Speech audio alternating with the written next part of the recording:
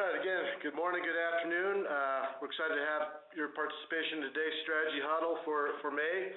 My name is Ryan, and I'm an account manager for MyStrategicPlan. The purpose for today's call is Strategy Huddle is to talk strategy, to talk execution, and to address some real-world questions and provide some ideas and actionable solutions. Some quick ground rules. The presentation is targeted for 45 to 60 minutes. We encourage your participation. If you identify yourself with a topic or a question or have some insight or a question, go ahead and on the right-hand side, there's a chat box. You can do that or raise your hand, and we can unmute you to let you talk that way. We will also email a copy of today's presentation with a link to the recording of today's call, either later today or tomorrow. And it's important always to note that this is not a rehearsed presentation, so we appreciate your giving us a little leeway there. Before I hand it off to Erica, I want to take a minute to introduce today's Strategy Huddle leaders, and that is Erica and Howard. Both are co-founders of M3 Planning, which is a parent company of MyStrategicPlan and really the brains behind the intellectual property of the system. We just launched our new site for M3 Planning, and worth a quick visit. We're excited about that. Again, that's m3planning.com. Howard is the president of M3 Planning and has a PhD in marketing with the emphasis on research. A lot of our work on research side of the business is really driven by his direction. Erica is a VP of marketing and the author of Strategic Planning for Dummies and has several spot training videos on both My Strategic Plan and posted up there on YouTube. Both Erica and Howard are involved in the day-to-day operations of My Strategic Plan, but much of their focus is on the professional side of the business and half the month facilitating those meetings, consulting strategic planning, and interacting with customers. I'm also excited to have a visiting strategy leader today, and that is Mort Glassberg. Mort is a senior strategic planning analyst at Organizational Strategies, Inc. As part of his discussion today, he will be featuring a major component of a large cabinet department of the federal government.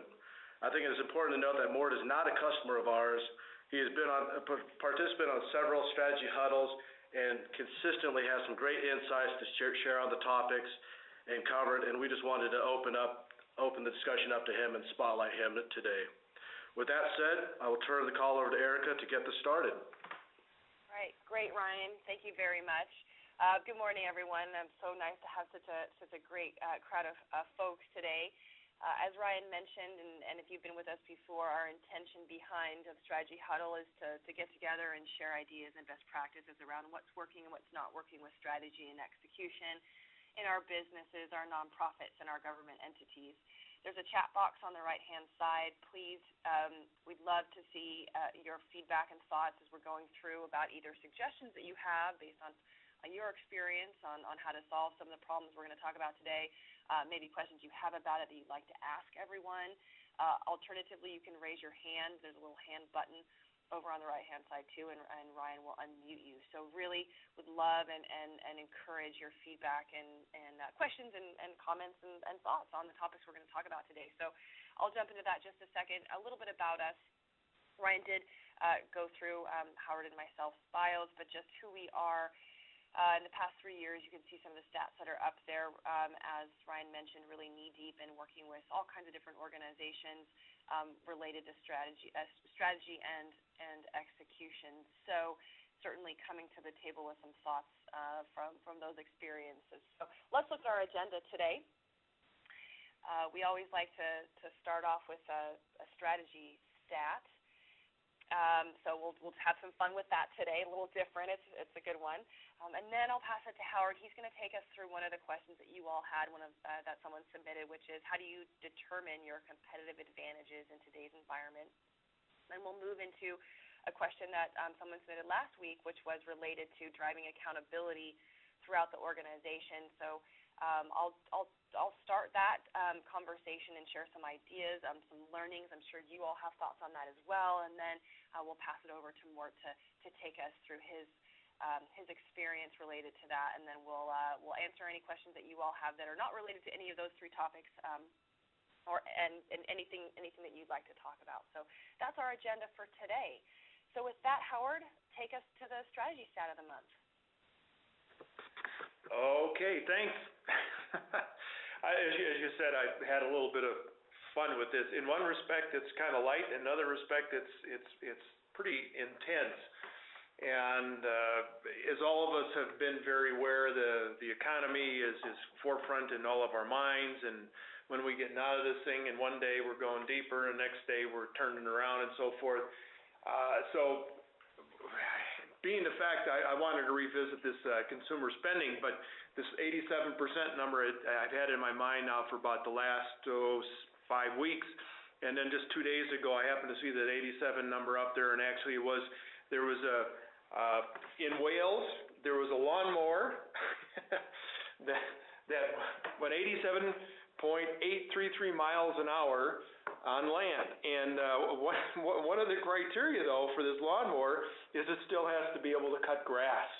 So 87 is pretty fast, but on the other point, the more serious one is what I've been reading and so forth, and I think a lot of us are starting to sense this as well, is that after this great recession is over and done with, whenever that may be, the research is showing us that people are going to be more frugal. They're just not going to go out and burden themselves with nearly as much debt. They're going to be more thrifty. So what all that means is they're going to be spending on the average, what the research say now, on the average about, if they spent $1 before the Great Recession, they're going to be spending 87 cents. So that's a pretty healthy decline when we all know in our mind that consumer spending equals 70% of the gross domestic product of the United States. Consumer spending drives our economy. So if we're going to be taking it down 13 percentage points, it's going to make a difference in how we all interact with our customers, whether we're in the B2B arena or a B2C arena. Our customers, our consumers are going to be substantially different. And the bottom line with that whole thing is that folks are going to be looking for more value. And value is going to be the byline and so forth. So that's a great segue to move into this competitive advantage thing, because the bottom line for competitive advantages is we've got to know them well, and that's what actually we lever to drive the value that we deliver to the customers. So that's another reason that I've used that 87% number, because I just wanted to revisit this competitive advantage factor. And in particular, I want to highlight the fact that we're going to show a little slide at the end about today's environment. So with that said, as we transition here, I've got a poll, and it should be up on your right-hand side, and it's not a real difficult one, and I'll highlight it as we get to the end. But the point is, this will really underline the competitive advantages and so forth. And so it just takes a moment. It says, what company does a great job of competing on price? And fill that in, and Ryan will keep track of that. It's on your right-hand side, and we'll revisit that at the end of my 10 minutes here. So Ryan, let's move beyond this and go into just a quick summary about the competitive advantages. I'm quite sure all of us as seasoned strategists understand it, but then also we've got a number of people that are joining us that they're kind of on the edge of this thing, and so for folks that are in the nonprofit arena or in the churches and so forth, they'll say, well, we don't have competitive advantage. Well, another word you just call is comparative advantage, but the whole point is we all compete. We all compete in one form or manner. We have limited resources. We need to use those effectively and efficiently, and we also have to deliver this value to our target market, whoever they may be. If you sit down with a group of pastors, even though they say they don't compete, the first thing they'll be asking you about is how many services do they have, or how many people, how many butts in the pews, and so forth. So competition and understanding what makes us unique is really critical. So Michael Porter, the old guru of strategy, has got a real good definition there, and I like his last part of the sentences is to perform activities different than our competitors. That's really critical, and we've turned that around a little bit, and we just showed competitive advantage. What your company does better than anyone else out there in the marketplace is what makes you unique. The point with this is because in the strategic planning process, in one form or manner, you should see your competitive advantages built out, nurtured. They're in the long term to make your organization effective. So you have to make sure that they're part of your competitive advantage. Another point that just to highlight the imminency of all this is that there's a Wall Street Journal article from just a couple days ago, and I'm just going to read one quote. The title is called "After Easy Money Managing in a New Era," that came out on May 14th. But the point I'm trying to highlight is for anyone running a business or a nonprofit or a church, the more important point is that no matter how fast the turnaround comes, success is unlikely to get easier. So in other words, they're pointing at strategic competitive advantages. The plates have shifted beneath the global economy in ways that will increase competitive pressure and squeeze even the most recession-hardened businesses. So more than anything else, we really need to revisit our competitive advantages and see what they look like in this new environment. So hopefully they don't look like this next slide.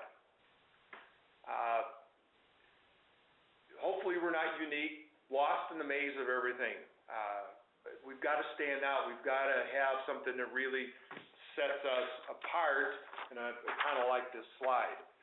So how do we build? How do we not be like this? How do we stand out? So we need, as part of our developing our strategic plan, competitive advantage is the cornerstone.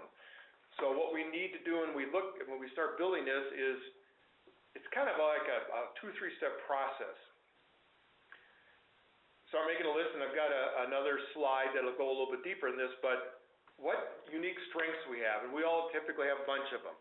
Then the core competencies are these unique strengths that we do better than our competitors, okay? And then of these core competencies we have, how do we actually deliver value? How do we provide value to our target market?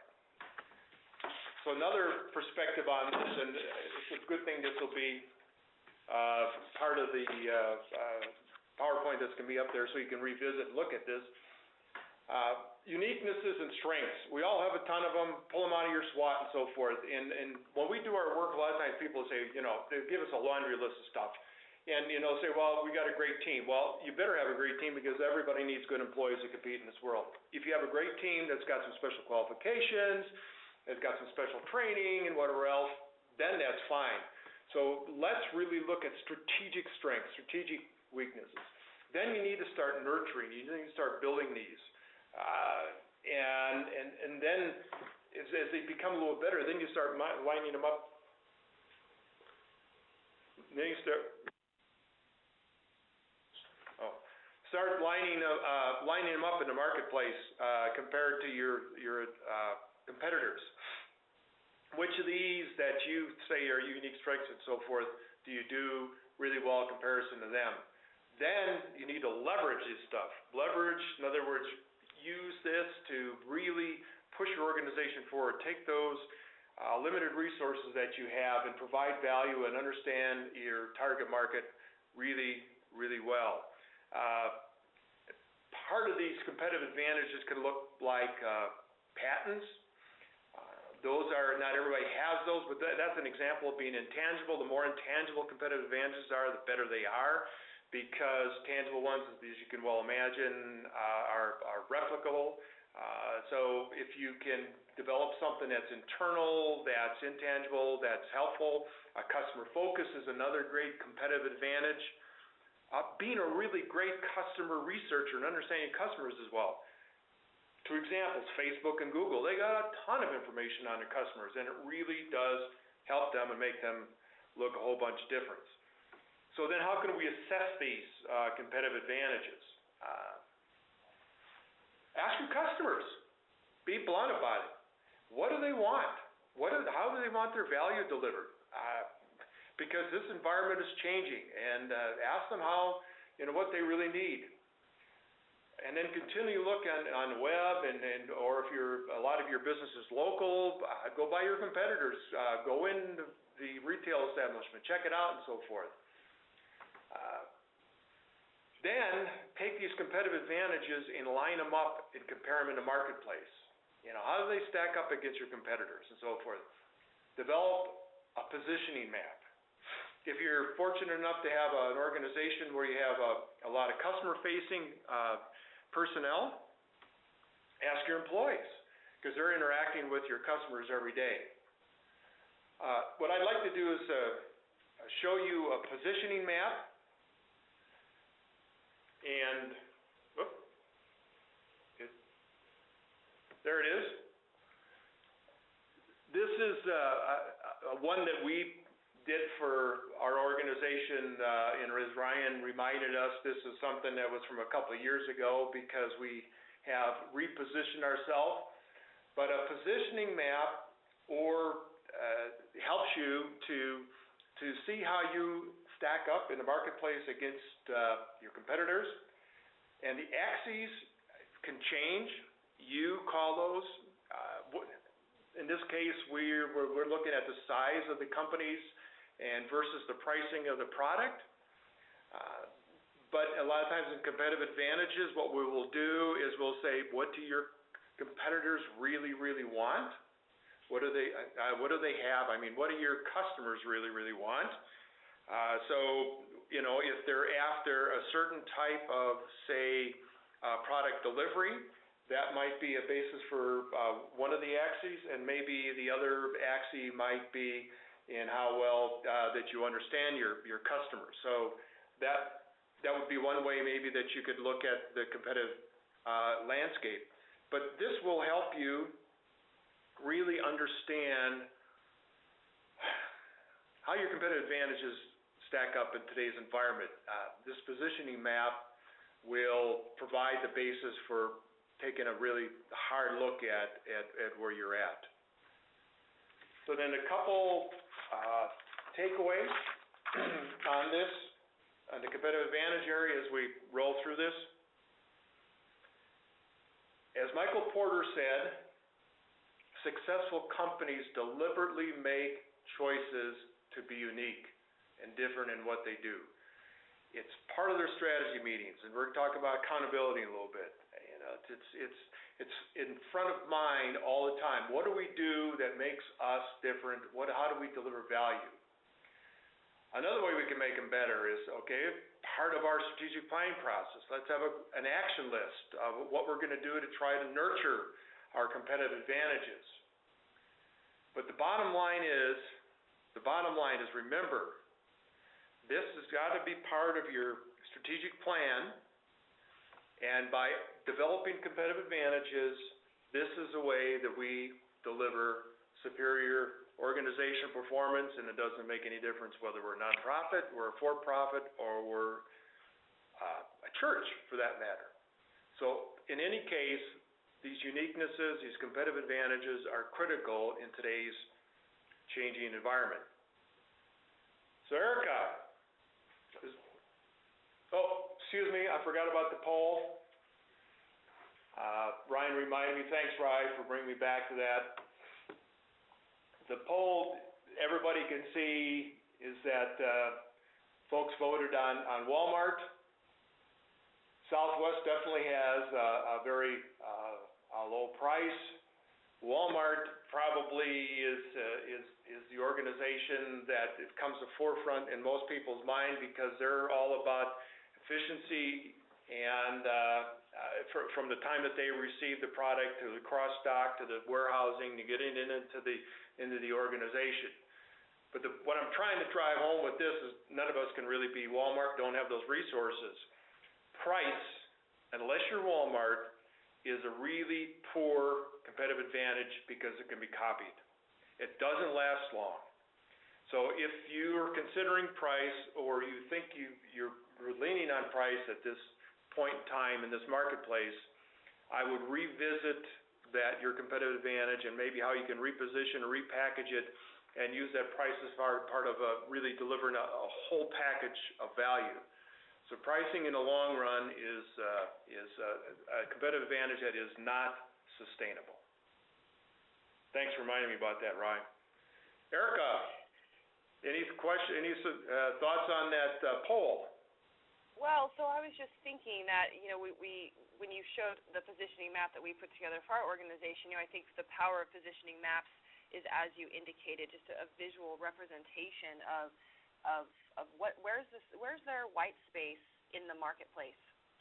And so I was thinking that our positioning map, of course, one of the axes was price, and we'd like to just re-emphasize what you said about the fact that pricing obviously is not an effective competitive advantage. It just happens to be what we were mapping in this case, but it would be effective to actually create a positioning map with axes that has potential your basis for competing on them, at least one of them, and see how the market shakes out in that regard. So just kind of wanted to highlight that. Another thing I was just thinking about, Zappos, and I'm sure most of us are familiar with Zappos, which is the online retailer that Amazon just purchased, and they created their competitive advantage based on customer service. And I would have said, 12 months ago, customer service is just a price for entry. It's kind of like, being operationally effective. You have to do that in order to stay in business. Well, they created value, and they created an amazing business model, and obviously a very valuable business model, such that Amazon purchased them, around a competitive advantage of customer service. And so I think that's sort of interesting, because that flies in the face maybe of some stuff, which just seems super obvious. So that was just one interesting, huge value creating move that they made, and it worked. So anyhow, just some thoughts on that. Let's move into people accountability. So someone asked, how do I drive accountability throughout my organization? And I certainly think this topic is a really big one. It goes very much into, and you've heard me talk a lot about this, and passion I have around the organizational development component of strategic planning and the execution thereof. So I'm going to touch on just a couple of things, and I'd like to just point out that I'm sure there are a lot of folks on the line today that could add a lot more to this, and I would just love to hear your thoughts. And again, as noted when I started, please do add what's working for you in your chat box, or in the chat box, so we can share. But let's just walk through a couple of things that I hope will be helpful as you're thinking about how to drive accountability throughout your organization. And again, as it relates to executing against strategy, that's why we're talking about this. So really liked this study, and we just repurposed this, and it looks obviously like that. I wanted to give credit to this and also note where you can find it. Great study by HBR, and the name of it will be on the next slide, but it was really entitled Organizational Effectiveness, What Drives Action, and there was a survey, of course, that they did, a study, and you can take the same survey. It's located on the page, and I'll show you that in just a second. But anyways, basically they came out of this study with 4 things that drive action. And that's, of course, what we're looking for in accountability. And this is based on, you could say, a relative strength. So what's the thing that's going to have the best impact on driving action, or what do people need the most in order to make action happen? So information was the biggest one, followed by decision rights, or the right to make the decisions that I need to make in order to take action on whatever I'm supposed to be taking action on. Motivators were quite a bit lower, and then structure, organizational structure, right underneath that. So let's look at the next slide, and we can see those broken out a little bit more. There was obviously questions that were related to each of those 4 buckets, if you will, the building blocks, and you can kind of see the key on the bottom of this image is the same 4 that we looked at on the previous slide. And so broken out a little, there's the top 7 traits, and so fundamental traits to organizational effectiveness was the name of the article, and you can see the HBR reference there for June 2008. We just put the first 7 up here. There are 10 other ones that are lower, but just to illustrate the point for today, the top 7 are based on folks having the right information and having the ability to make the decisions in order to take action. And so I think that it's interesting to look at this, because you could even sort of just apply this to your organization right now to say, do my people have the right information and the decision rights to take action on the things that I'm asking them to be accountable for? So the first one, and the strength index is far and above the others, as you can see, is that everyone has a good idea of the decisions and actions for which he or she is responsible. And I just think that is such a big one as it relates to driving accountability. What am I specifically responsible for doing, and how am I supposed to make that happen? And then I think the others that are on here too, you can see them are related to information flowing, and we all know that information flow through organizations, no matter what the size, is always a challenge. So really looking at those two things and thinking about, are we setting our people up for success? Do they know what they're supposed to be taking action on, and do they have the authority to take action on what they're supposed to be doing, and do they have the information to do so? So those two things, I think, are really great takeaways as it relates to driving accountability.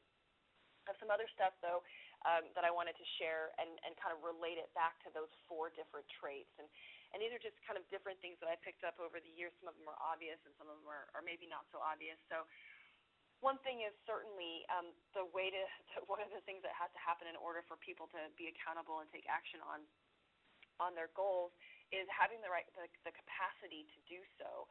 And really think that it's important to kind of look at the what are on people's plates. And again, this is sort of falls into management role quite a bit, and depending upon the size of the organization, this can be a bit of a hard task. But oftentimes, and we know this with strategic plans and business plans and just planning in general, we're just trying to put more stuff on top of people's plates, and their plates are already full. And especially right now, we know that everyone's asked to do more with less people and less resources, and so do we really have the capacity to get done what we're being asked to get done? And I know there's a lot of other things that go into that, but one really quick back-of-the-napkin thing that we do a lot is just have folks, and that's what this is illustrating on the slide, have folks, draw a chart and break down where they're spending their time in broad buckets. And if we're asking for people to add something onto their plate, then we need to be identifying what needs to go away in order to put something else in its plate. And that, of course, assumes that they're at full capacity. So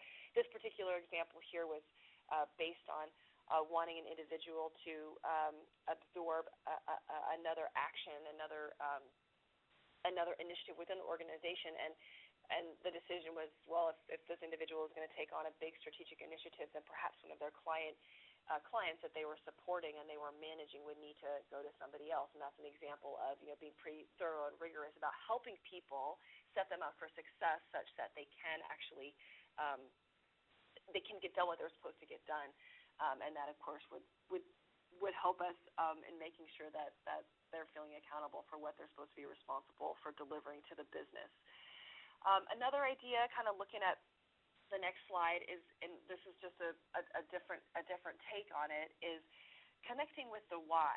And Ryan, if we could go to the next slide, please.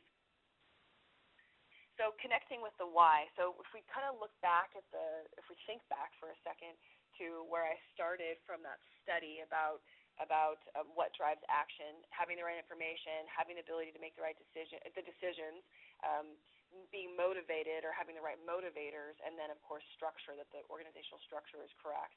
This is kind of around the non-monetary motivators, and I think this becomes more and more important about why are we doing what we're doing? Why do we get up every day to come to work and cross off things on our task list? And so I thought this was a pretty interesting question for leaders. Would you be passionate about what would you be passionate about doing for 10 years, even if you did not make a dime? Certainly, that's a tough question, but I thought that that cuts to the core a little bit about the why motivator, the purpose motivator in all of us. And then for our staff, what is the larger vision and greater purpose in your work beyond money or profit? And it's really up to us as leaders or external, if you're an external consultant that's on the line today, coaching through the strategic planning process, that larger vision, and we know this, but that larger vision and a really clear mission helps people connect with the bigger why and why the particular thing they're being asked to do, again, whatever metric they're supposed to drive, whatever goal they're responsible for, that there's a greater motivator about what's important about making that thing happen, because we're connected with a larger vision and a larger thing that we're trying to accomplish. And just last week, we had a speaker come into Reno, and our whole staff to hear the CEO of Tom's Shoes speak. And the business model, which you've probably heard about Tom's Shoes, is that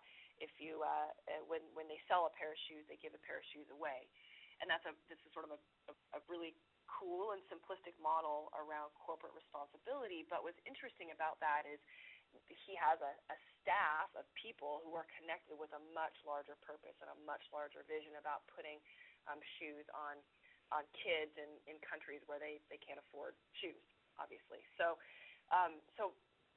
not that certainly I would advocate that we all figure out what our corporate social responsibility initiatives are, but more importantly is we've created a bigger why for driving results, and I think that that's a really powerful thing as it relates to driving accountability. So let's look at something a little bit more specific then. So if we're talking about kind of back end, I'm just going to keep reconnecting with where we started with our stats: information, decision, motivation, and structure. Looking again at I call this making strategy personal, but that very first thing we looked at with the one trait, the organizational effectiveness trait, is that people know what they're supposed to do. So that sounds pretty obvious, but we work with a lot of organizations, and I'm sure you may reflect this in your mind as well, is we put a plan together, we put goals on paper, we put actions down, and we come back around and look at it, and we have no idea what we're supposed to do to drive the initiative or drive the goal or the action, or it doesn't make sense, or we don't understand who's doing it and how it breaks down. And so this is just an example of a very simple action plan. Some names are crossed out. That's why there's some black boxes on there, but it's something that our system produces as an action plan by person, but obviously you can do that in Excel as well, or however you're doing it, but that you as an individual contributor have a list of goals and actions that are squarely 100% your responsibility, that you have primary accountability for. So just really making strategy personal. And the next item then, so that's just that one point, is making sure that everybody has a task list, and that item underneath there is an action plan at the department level. So from a manager perspective, of course, that we are managing and are clear about everybody's role and responsibility and accountability for the pieces that drive perhaps department level plans. The next and the last thing that I wanted to share was just around the concept of rewards. So that was the motivator piece. That was what we started with on our 4 breakdowns.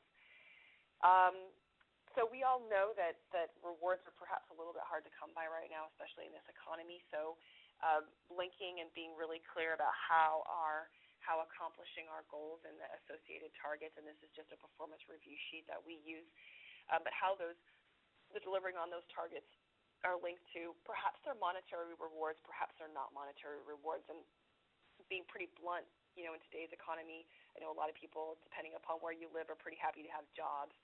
So that in and of itself is a big reward. But certainly, if we think back to the data that I put up initially, that motivator piece was a little bit not as big as information and the decisions rights piece. So maybe the monetary rewards thing isn't really going to happen this year. But if we're driving motivation around the bigger why, if we're also thinking about how to connect it with rewards that might not be monetary, but perhaps around, I don't know, one of our clients did a trip on Lake Tahoe when everybody hit some big number that they were driving towards. There's also, time off, which does have, of course, monetary implications. But I think there's a lot of things we can think about that are different than just linking to dollars, but being really, really clear about these are my goals. And there's probably arguably too many goals on this particular performance review, and that we would argue that.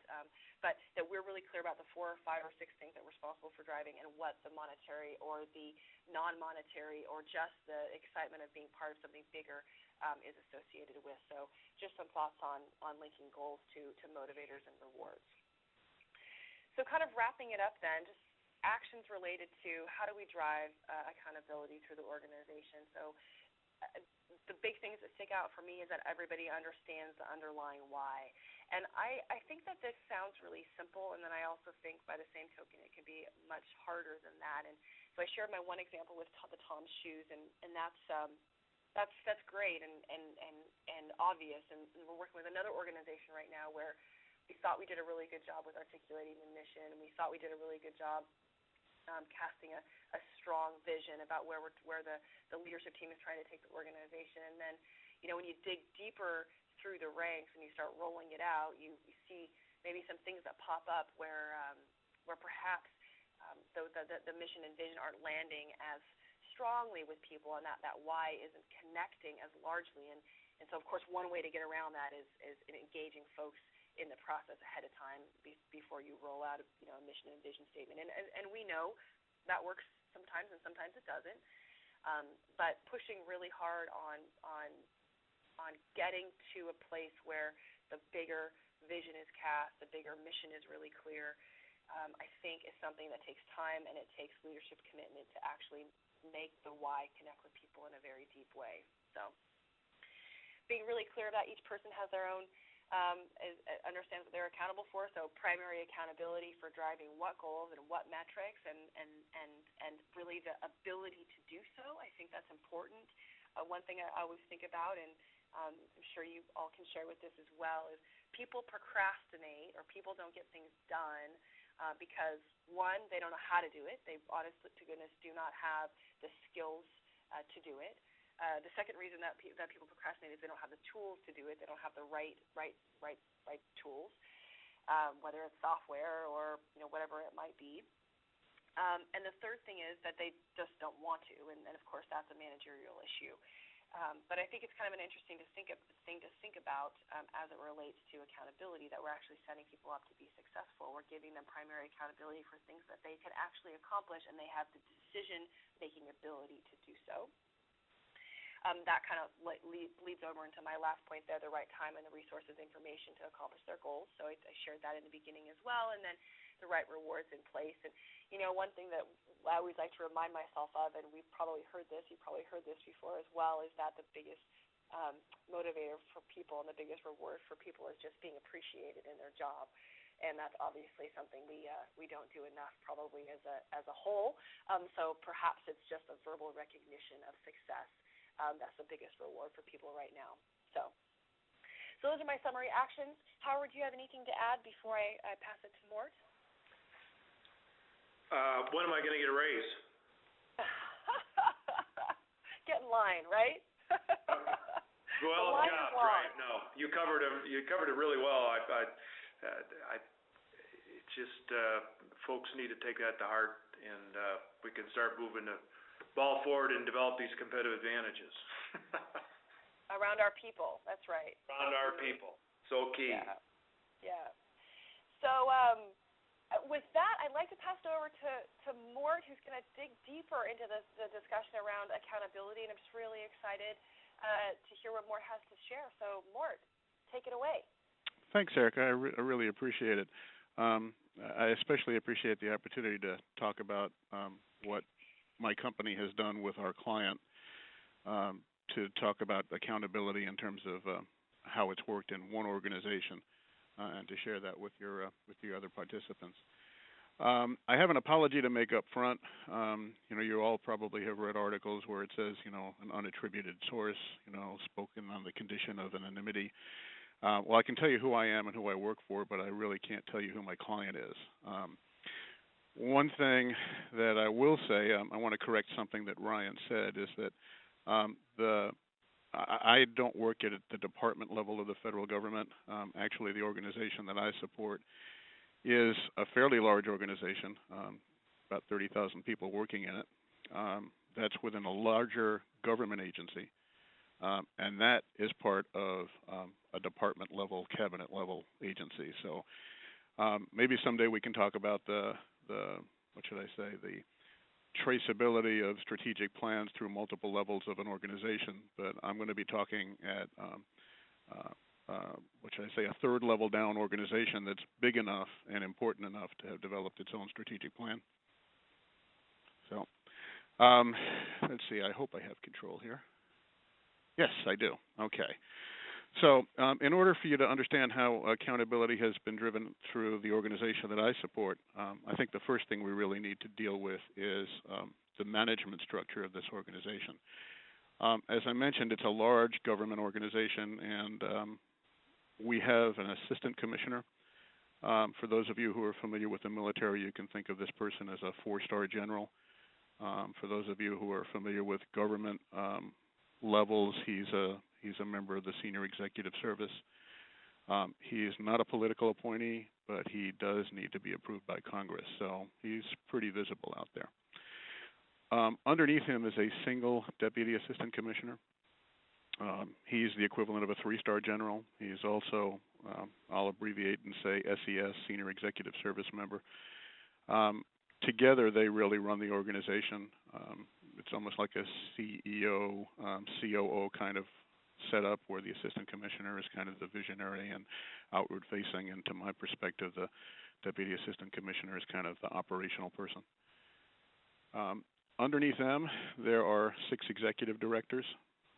They're kind of like 2-star generals. They're also senior executive service members.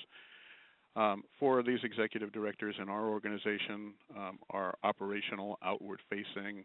They deal with the public or manage programs that deal with the public. 2 of the executive directors are inwardly focused. They manage people, equipment, facilities, systems, information, infrastructure.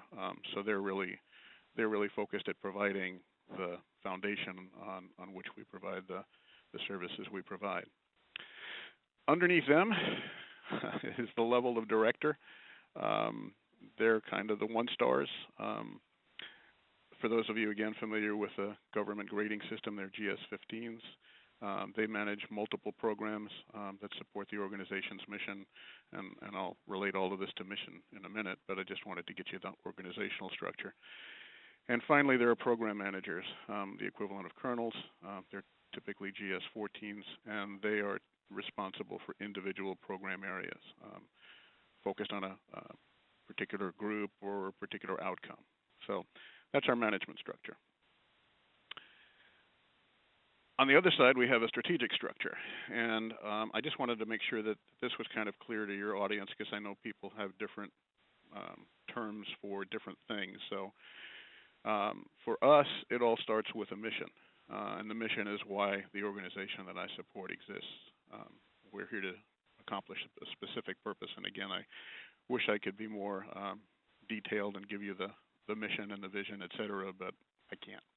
Anyway, the vision is a picture of where we want the organization to be in the future. When we did our strategic plan, the time frame we asked people to look at was 5 to 6 years out. But some of the things that we have to do really require more than 5 to 6 years to accomplish. So there are some aspects of the vision that look further out than 5 to 6 years. Underneath that are our high-level goals. In our organization, there are 6 of them. We specifically wanted to keep it to no more than that. Unfortunately, we came up with that number. For us, they tend to be very long-term in nature, and in fact, they may never be fully achieved. There's something we're always aspiring to. Within that, our objectives. And for us, objectives, we use the acronym SMART, which I assume most of your audience has heard before. They're very specific. They can be measured. Hint, we'll get there in a second. They need to be attainable. They need to be realistic, and they also need to be time-based. So those are the kind of the critical high-level views of what our strategy looks like. In order to accomplish our objectives, our goals, achieve our vision, accomplish our mission, there are some supporting actions and strategies that have been identified. And these are all strategic in nature, which is why we're calling them supporting actions and strategies. They're not operational. They're not what we do on a day-to-day basis. They're the things that we need to do to change the organization. So supporting that, and this is where we're going to be able to link to accountability, at the mission, vision, goal, and objective level, we have performance measures. And the performance measures say, are we accomplishing what we're trying to accomplish from an outward focus? Some of them are inward focus as well. Or how well are we doing that? And then since the supporting actions and strategies have specific things that need to be done by certain dates, we've established milestones. So that far right column really is how things link together. So we have our management structure, we have our strategic structure. How do those two relate to each other? Well, unlike some organizations, our mission comes from above. We're above for us as Congress. So we can't necessarily get into a new business. We're pretty much told by Congress, these are your areas of responsibility. However, in terms of the vision and the goals, those are coming directly from the assistant commissioner and the deputy assistant commissioner, and to a certain extent our executive directors. But I didn't put them on there because I want to be able to make a point to you in a little bit. Our objectives are specifically tied to executive owners, and for us, executive owners are the executive directors. Each objective has one and only one executive owner. However, an executive owner can have multiple objectives. And finally, at the bottom level, if you will, of the accountability or strategic pyramid are the supporting actions and strategies, and those are assigned to action officers. And the action officers are ideally directors, but sometimes they're at the program manager level. So if I put back what we had before, we have our performance measures for our mission, vision, goals, and objectives, and we have milestones for our supporting actions and strategies. And if I take the link out between the two, you can now see how we start to map accountability. Our assistant commissioner, our deputy assistant commissioner, and our executive directors all have performance measures that come directly from the strategic plan against which they're evaluated. That's not all they're evaluated on, because again, there are operational measures that they need to achieve. But performance measures from the strategic plan do become part of our performance management system. And similarly, the milestones are assigned to directors or program managers based on the action plans. And again, not all of their performance measures are strategic in nature, but the milestones from the action plans are. So that kind of sets up the framework for accountability. The one thing I do want to say is that milestones are performance measures, but they're saying, are you doing what you're trying to do? And then the performance measures are saying, are you accomplishing what you're trying to accomplish from an outward focus? So hopefully that's all clear in terms of relating strategic performance measures and milestones to people. I'd also say that from a strategic level, we really don't go below the level of program managers. Not quite a true statement. We do have field people who have similar performance measures because we are a field organization. I'm dealing primarily here on these slides with people who are headquarters based. So everybody knows what their strategic performance measures are and their strategic milestones are as appropriate, which leads to the second part of accountability. So what we have in terms of reporting against milestones is the action officers, either program managers or directors, report progress against their milestones on a monthly basis. We actually capture that information in a SharePoint portal. The group that I work for monitors achievement on that portal so that, as you'll see in a minute, if there are any problems cropping up, we can make the executive committee aware of what's going on. But also, all senior managers have access to that portal, so if they want to see how we're doing against certain milestones, they can do that. But the second component is a formal quarterly meeting with the executive committee. And our executive committee, if you look back at the previous slide, is our assistant commissioner, deputy assistant commissioner, and our executive directors. And in that meeting, the officers report on their supporting actions and strategies. But we've got about 60 of those supporting actions and strategies. They're not all briefed every quarter. What we're really looking for are those supporting actions and strategies that are late, over budget, under-resourced. There are issues with accomplishing it. Maybe we have to rely on an outside agency and it's not happening. And the intent of this is not a gotcha, not, you're over budget or you're late or, what's the problem? The intent of these meetings with the executive committee is to figure out how we can make this happen, make that action happen. And that may result in more budget being added, more people being added. It may result in a change in time frame. We may also scrap an activity completely. That's a possibility. The second part is there are always those hot issues that senior management is interested in, major programs that have a lot of public visibility, and they'll get reported on a quarterly basis just because it's of everyone's interest. So those are our milestone checks. So there is accountability. People are reporting on a monthly or quarterly basis as needed. The other component of accountability is are we accomplishing what we're trying to accomplish by putting in these strategic actions and plans? And so the directors and above are evaluated on their performance measures, and there is a very formal performance measurement process, employee evaluation process in the government. They're measured semi-annually. There's actually a kind of an interim review that says, hey, it looks like you're doing well or you're not doing well based on the high-level goals and objectives, or it would be just goals or objectives that they're assigned to. And then the department produces an annual performance report, and as a component of the department, some of our results show up in the annual performance report. So the accountability is there. I mean, the accountability is at the department level, but I think it's pretty obvious that if we're not meeting our numbers, we hear about it.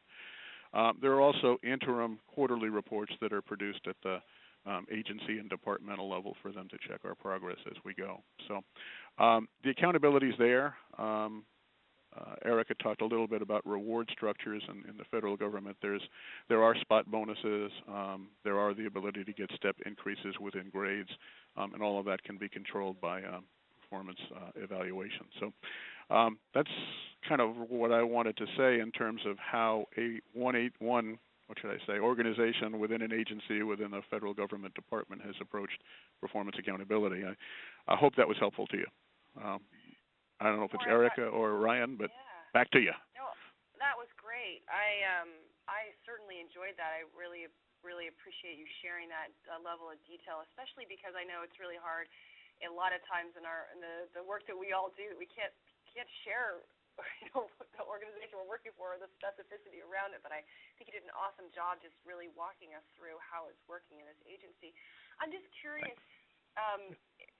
Could you share just from a sort of a wrap-up perspective, like, is there anything that you from this structure that you think is the best thing that you did and you would absolutely recommend replicating across other orgs, or also maybe something that you wish you would have done differently? But of course the process is going. So I'd just love to hear kind of great stuff, or maybe things that could have gone maybe different. Well, the great stuff, and I think, fortunately, you don't know who I'm talking about. So what I can say is our senior leadership is very much in favor of strategic planning. We've been the kind of agency where we've been very reactive, and they understand that, and I've said this before in some of your other strategy huddles, that what we think strategic planning is about is trying to do prevention so you don't have to fight the fires down the road. So they understand if they can set their own direction, they can avoid fighting the fires of being called on the carpet by Congress. So they're really behind the strategic planning effort, and so that's one takeaway I'd say is make sure your senior management is behind you. And what happened because of that is they wanted to make sure that this wasn't just a paper exercise, and it was they kind of came to us and said, well, how do we make sure that this isn't a paper exercise? How do we make this part of the reality of management within the agency? And that's two ways. One, what we just talked about in terms of embedding performance measures into the regular employee evaluation process. But the other thing is we've also linked the strategic plan directly into the budgeting process, which is, if you've ever worked for the federal government, is a morass. But now people can see how the strategic plan will lead to getting the money for their programs and for what they want to do. So I think this agency has done a lot of good things in terms of a lesson learned for us. For a long time, we mandated monthly reporting, that quarterly report to the executive committee. At one point, used to be a monthly report that everybody needed to do.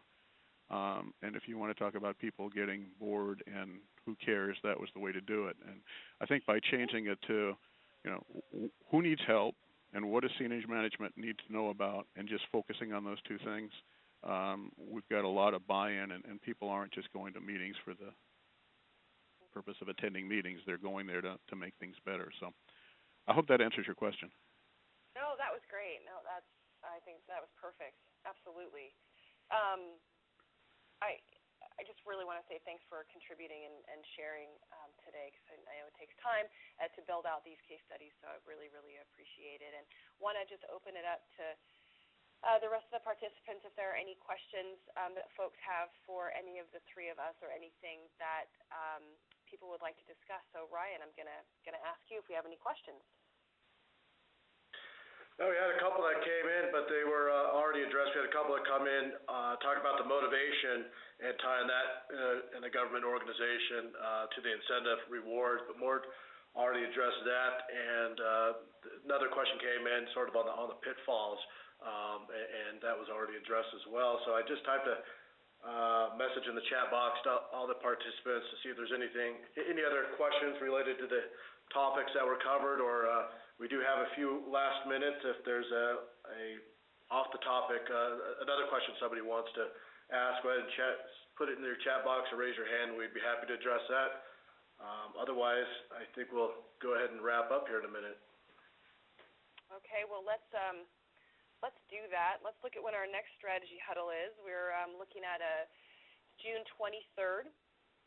Certainly, again, love to address anything that's on your mind at that next session. If you're interested in sharing like Mort did today, we would love to have you. Just think that was really value add, and just love to open up that time slot. So let us know.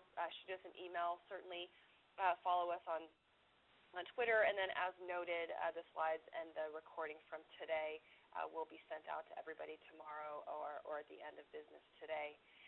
And then just wrapping up, one last point as well. I know that there are some folks on the line that are external consultants, and we do have other partnership opportunities that are out there. So if you're interested in hearing more about our partnership opportunities, shoot Ryan an email. Here's our information. Thanks so much for your participation. Really look forward to continuing to grow our strategy huddle and continuing to grow the mindshare. Mort, thank you. Howard, thank you. And Ryan, thanks for organizing as always. To everybody else, have a wonderful day, and we'll see you next month. Take care. Thank you.